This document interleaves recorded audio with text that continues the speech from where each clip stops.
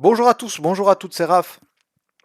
Alors aujourd'hui je voulais vous faire une petite vidéo qui sera très courte, mais on m'a posé plusieurs fois la question comment je faisais pour fermer partiellement une position sur PRT. Alors il faut savoir que bon moi je traite donc sur PRT pour les CFD chez IG. Et donc pour fermer partiellement une position, donc ça c'est un des avantages des CFD par rapport au futur, hein, si vous avez un petit compte.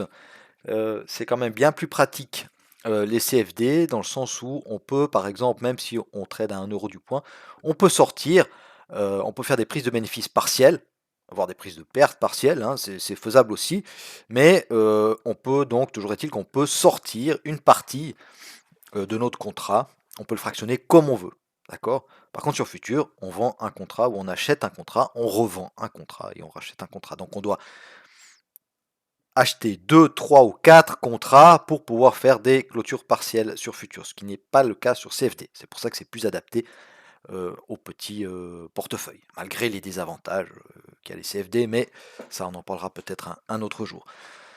Donc là, on va, qu'est-ce qu'on va faire? On va faire une petite vente, voilà, hop, on clique sur vendre.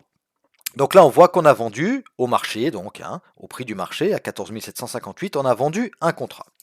Donc on est à 1 euro du point. Donc on est en légère perte, parce qu'il y avait le spread, etc. Et puis là on se dit, bon, on aimerait sortir une partie du lot. D'accord? Qu'on soit en perte ou en gain, d'ailleurs, ça ne change rien du tout.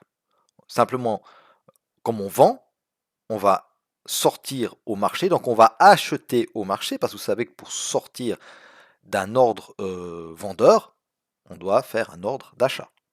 Et inversement. Pour sortir d'un ordre d'achat, on doit faire un ordre de vente. Ok? Donc là, on dit, bon, on a vendu un contrat, on aimerait sortir 20%. Donc 20% de 1, c'est 0,2. Donc là, on va noter 0,8 parce que c'est ce qui nous reste.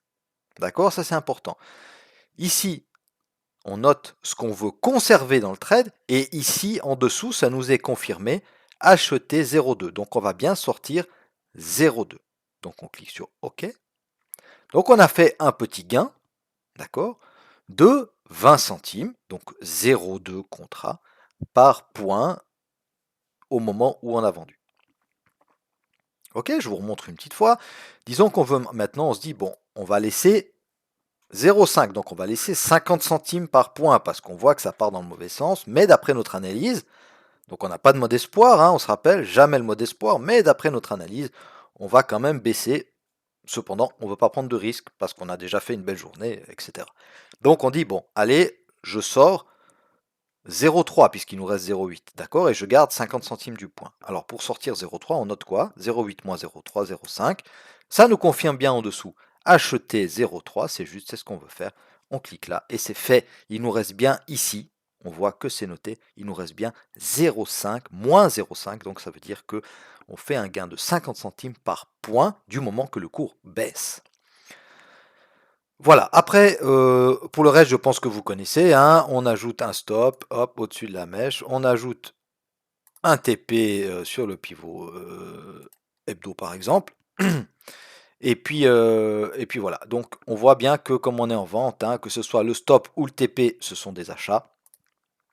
Ok, je vais fermer ce trade, et si on se met en achat, que ce soit le TP ou le stop, ce sont des ventes. Hein, d'accord, c'est toujours l'inverse, mais ça je pense que vous connaissez.